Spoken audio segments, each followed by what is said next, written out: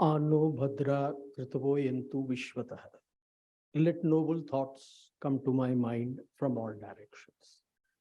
Beginning with these intonations, my humble pranams to Swamiji for giving me this platform to speak to you all, and my respects to the chair and the table and all the eminent speakers who have been here before me and the august gathering. I have heard, I will give you a perspective which is not just the military, but I will bring in the spiritual. When you have come face to face with death in war and come out of it, you do tend to get spiritual. I am a war veteran. I participated in Kargil war in Dras sector. Okay. So as a military, we are very spiritual. We believe in whatever religion our soldiers believe in. So in that manner, the military today is a very secular force. It does not matter who you are, what religion, what caste, what creed, what color. You are my brother in arms. You look out for me, I look out for you, and together we will solve whatever it is to be done. So I would weave in both the military and the spiritual into my talk. The first point, which I have heard a lot of speakers, I would like to clarify or ask a question. What is war? War is not just fighting. That is one part of the war. When someone else makes things difficult for you to progress, that is also war. Chanakya had spoken about in Kootaniti, it's called Tushnim war, the hidden war. What we call today is multi-dimensional war. Any aspect, anywhere, your economic development, your peace and harmony within the country can be shattered by inimical powers outside who have what we term as fifth columnists inside. So please don't look at war as just fighting. That is not just war. But when you look at the world today, we call it a VUCA world. Very volatile, very uncertain, very complex, and very ambiguous. You just can't understand who will suddenly do what. Right? And this is not just between states. It is not just interstate, it is intrastate, it is within the society, it is within the family, it is within the man himself. How he reacts to a same situation a second time, you can't predict. He may do X today, but next time faced with the same thing, he'll do Y.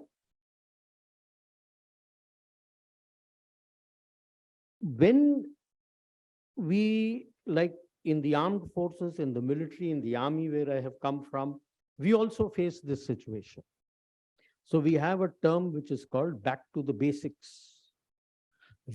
Or what the youngsters will know today, reset button. Go back to the factory reset and restart. And that is where what Swamiji has said, education, correct your education, go back to the basics, because your education is faulty and it has been faulty over many centuries, and this is where it has brought you to. So go back to the basics and start doing it. That is first point. But it comes with a catch. You may go back to the basics, you may do it yourself. Is the other one across the borders or far away doing it? If he's not doing it, be prepared for conflict. So in today's world, My deduction is conflict and peace are two sides of the same coin. The peace, to paraphrase what Professor had said, is never going to be positive. It's always going to be negative peace. Now, the next question comes, what exactly is a conflict? When you read your scriptures, Bhagavad Gita and others, it gives you 4 levels of conflict as man has descended from Satyug down to Kali Yuga. It starts with a spiritual conflict. That is between the Absolute and the Jivatma. That was when you start questioning your Advaita philosophy. Then you descend into what is known as a nature, conflict of nature. I'm not talking of Prakriti. I'm talking of your own individual nature. Between the Atma in you and the Jivatma. So you've come down to Treta, where you're questioning the Vishishta Advaita philosophy, because from the Advaita you have separated from the Absolute, and you are talking that Absolute is something else but resides in you. That is the Vishishta Advaita. And now you descend into Dvaita. You are different, God is different. And so now the Jivatma is in a fight within himself, because now he is confused. So in this, what you find, like when you read your scriptures, Satyug, the Asuras were residing elsewhere and you had to go and destroy them. In Treta, he was a separate person. You went there, destroyed him, and came back. When you came to Dwapar, Mahabharat, it's your own family. Your conflict, which began with somebody else, came to the neighborhood, and now it has come where? Within your family, your society. You are in conflict with them, and now you have descended into Kali Yuga. You are in conflict with yourself. How are you going to have your harmony when you don't have what the Tao philosophy talks, inner peace? If you are not in peace with yourself, you cannot be peace within your family. You cannot be at peace within the society.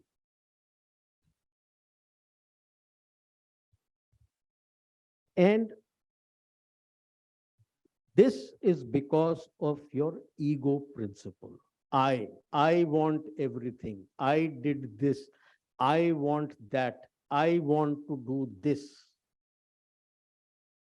And that has been linked to your ambition that I want to be better than anyone else. Resources are finite. So whether it is the human being within the society, whether it is interstate, it's become a rat race. What you forget is at the end, even if you win, you are a rat. Yeah, it's a rat race. Rats are running, you'll be a rat. Now, that is what we need to look at. And we start with what exactly, while we may be correcting the education, it'll take a generational shift. It's not going to happen overnight. So let us look at what is conflict resolution. And in that, always remember, it takes two to tango. Or if I may say, you need both your hands to clap. That means both sides have to be in agreement for the resolution. If you are not, the strife will continue in whatever form. It need not be a clash of arms, but in whatever form, the other person or the other country will try to cut you down. Simple. Okay. The problem when we look at interstate, like what is happening in Ukraine. In a globalized world, everybody is interconnected. You are interdependent.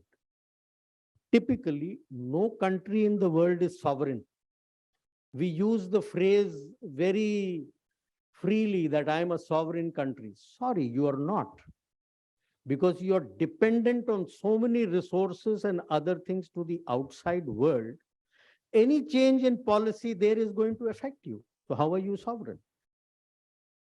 Sovereign was in ancient times before industrialization came into being, because whatever you needed, you had expanded your kingdom and everything was there. Your agriculture was there, forest was there, whatever minerals, gems, whatever you wanted, everything was available to you. Today, that's not the case. Okay, so when you are interlinked and you are globalized, anything that happens far away from you impacts you. Look at how the war between two, I would say, middle income autocratic countries have gone to war, and how it has impacted the economy the world over. Not just the economy, the food security of the global south. So that is what is critical, where people, when you blindly follow that I need to be powerful, I want to have everything, this is the problem the globe faces. So the basic strategy normally that is followed is, which is never helpful. Like I said, conflict is and peace are two sides today of the coin. First is ignore. It's war avoidance. That is avoidance of clash of arms. But that can only last up to a finite time. When it starts hurting, you will attack or do anything to undercut that country. Next is you compete. So you start a multi-domain warfare. Warfare in all spheres. Not clash of arms today, everybody realizes it's the last phase. So it is going to be in every other sphere. Cut you economically, create fixtures within your society, start questioning everything, don't let you do anything that you want. So you will have problems. Once both sides have done it and destroyed themselves internally to a last extent, you try to accommodate. Now, accommodation is not that the conflict has been resolved. You have accepted for the time being till I become powerful or somebody else becomes powerful, and you go back again. You collaborate.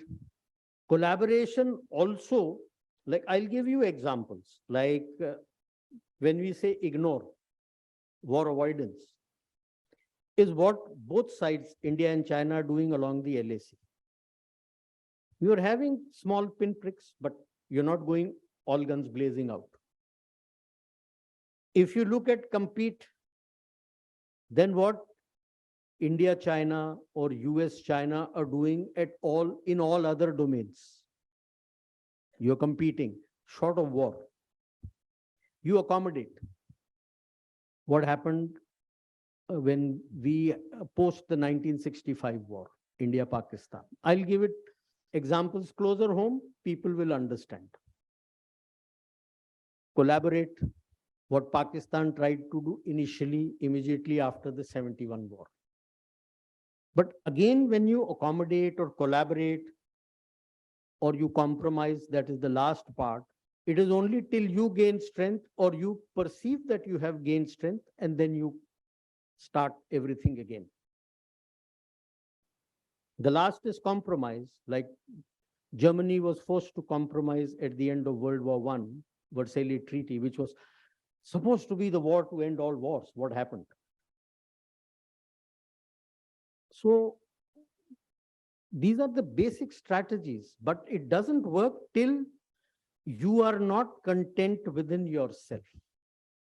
You don't realize that what I did was wrong, and the egos of leaders become so strong, it becomes difficult. But even if you have to go through these processes, whether it is for the external conflict or for the internal conflict, first level is you require an acceptable mediator. Who is going to mediate?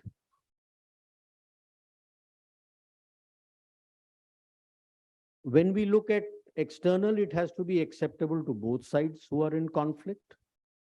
When we look at ourselves, we look up to a guru who is going to be your guide to solve your internal confusion. Without him, you can't go forward. You may read the scriptures, but to understand and grasp and absorb what is written there, you need a guru. Then next stage is negotiate. So both sides, external case, both sides are sitting to negotiate how to go forward, how to resolve, who is going to compromise how much.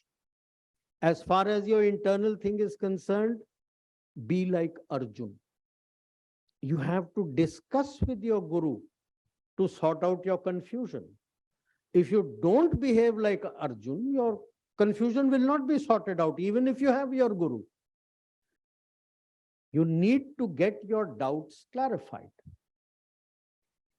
Next stage comes is diplomacy, what is termed as diplomacy, wherein you arrive at in the external thing, you arrive at a sort of a treaty which appears win-win for both sides.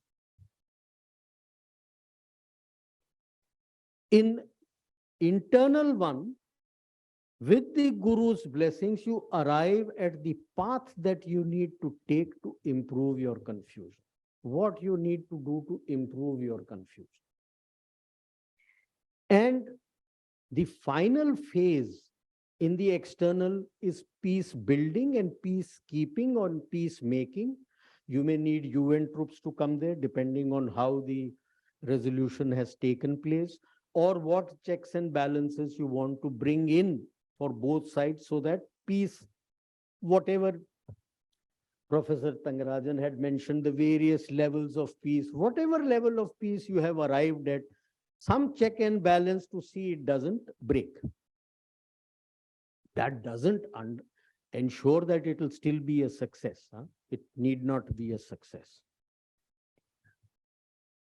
In your internal thing, the guru is going to guide you that in this path you're going to take, what are the checks and balances that you have to be careful of?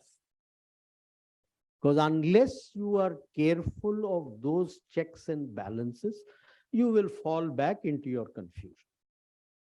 So internal thing is a circle. As you're going there, checks and balances, you will slip, go back to the guru, discuss again, restart the process. Now that is you are educating yourself. How do we do for the society? Right education. So the first thing we have to realize for peace is no religion, like had been told by most of the other speakers, no religion teaches to fight. It's like love thy neighbor or help all, serve all. There's no religion come in that. All. Anyone you see, that is everyone. Whether he follows your religion or doesn't follow your religion. The problem arises when religion has been taken as a tool to gain temporal power. That is where the crux of the problem lies. You use religion to come on to your temporal power. Temporal power means you become the ruler and to dominate. That is where the crux of the problem lies. Now, when I look at education, I see that our education today has just become a means how to teach people to earn, full stop. That's where it is, your education structure. Whatever degrees and everything you make is how can I earn? There is no thought, like most speakers have told, I will not elaborate, of developing the student's character. Character building is very important. And why I say this is because I've been through this grind and been through the training in military. Military, you're not trained to earn. Your character is built. Team, teamwork, team building. How can you help? It's a very simple, a lot of people may have seen it on YouTube, the children have 4 chairs without arms placed next to each other in 4 directions. Each person sits on top of that sideways. Put your head on the other person's thighs. Once all have done it, just remove the chairs. You will stand. Nobody will fall. You can try it out and check it out. That is, each is helping the other. And in English, there is a saying, united you stand, divided you fall. So in military, you cannot be single. It's not a single man's task. You go as a group. Okay. So Rajaji had said once, knowledge without wisdom is like useless tinsel. What we are giving today to the children is only knowledge. There is no wisdom being imparted. Knowledge is this is right or this is wrong. Wisdom is to know when what is right and when what is wrong. That is wisdom. You can't blindly apply the right every time. There will be situations where it may not work and a modified form of wrong may work. That is wisdom. This, in our ancient Gurukul system, this was followed diligently. English language has just one word, teacher. Our ancient Gurukul, the levels of teachers were different. I'll relate it to our military training, how we do it. It's close to it, not exactly like it. So the first teacher is a adhyapak. Adhyapak is one who gives you information. So giving information, your pre-primary, primary, you got to teach him. This is A, this is B, this is C, this is whatever language you're teaching him. You're giving him language. This is 1, this is 2, this is 3. It's information. Upadhyay is the next level. He gives information with example. So when you come to the junior section, that's why the children don't like maths at all. Because you've got to learn by rote. Where is the example being given? So if you combine information with example, now the child starts understanding, audio-visual. The next level is Acharya. The Acharya, having understood the concept, now the Acharya is the one who, along with all this, is able to tell you how to apply it. Means the wisdom is being taught here. This should be the 3 levels at least in school.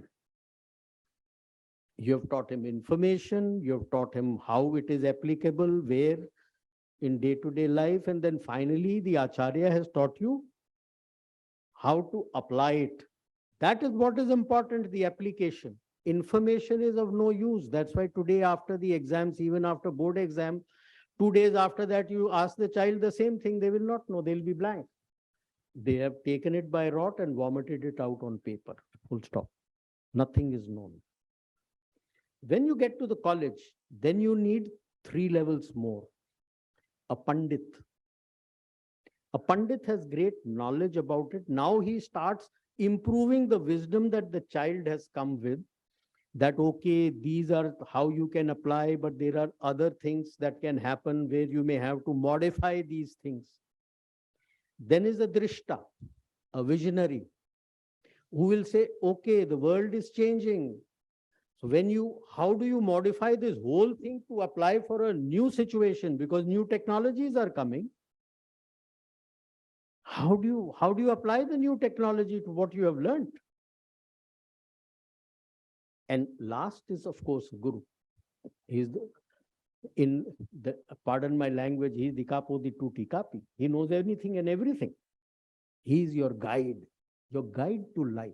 That wherever you trip, you can go back to him. The Guru will show you the path. But always remember, the path can be shown, like they say that you can take the horse to the water, but the horse has to drink the water itself. So remember those things. Now I will link it, what I've taught about the training part. It is not just bringing in values. You got to see the levels of training. Like in our army, I will talk of the army, having been in the army. We have 3 levels of training. After the recruit has come, basic, advanced, and trainer. Everybody doesn't go to the next level. Everybody doesn't go to the next level. You see as an officer, as with the men under me, you assess the man, is he capable of grasping what am I going to teach? Only then he is taken to the next level.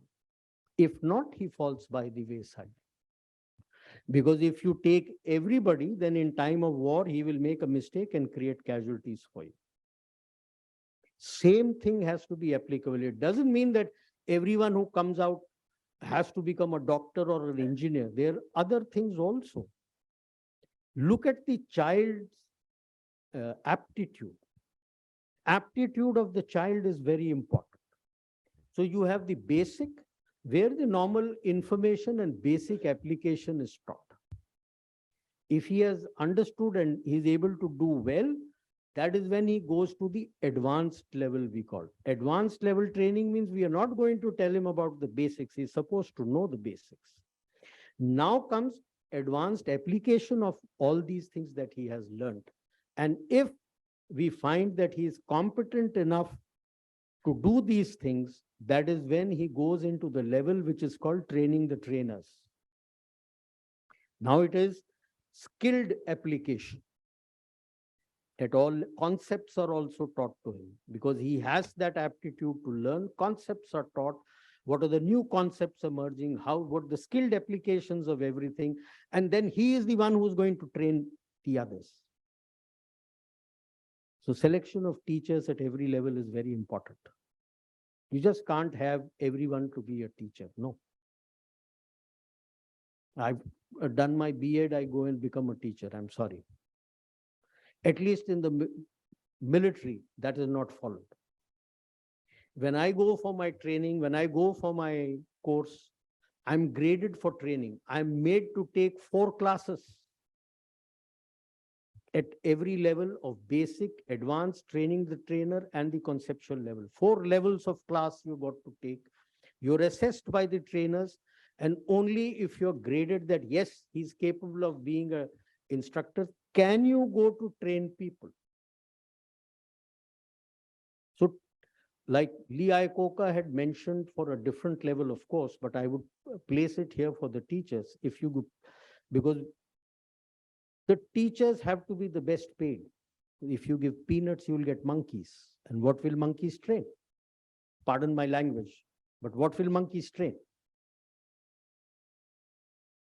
So that is what I had to say, that conflict is a way of life. That's why it is said life is a challenge. Face it. You will face. And if we look at it spiritually, everyone is rising spiritually to the next level. The challenge is always thrown to you by God to find out, are you ready to go into the next level of your spiritual growth? So this conflict, this challenge will always be there in front of you. Don't be afraid of the conflict, but to harmonize the society as a whole, so that you're not just fighting with each other, you're not just fighting with nature, Prakriti, your climate change, environment damage. You need to harmonize how you're going to teach, what you're going to teach, who is going to teach. Then over multiple generations, you will find that you have a harmonized society, but it cannot be at the expense of not being prepared for this harmony being attempted from outside. Because while we may have harmonized, has he harmonized? He may not have. Thank you.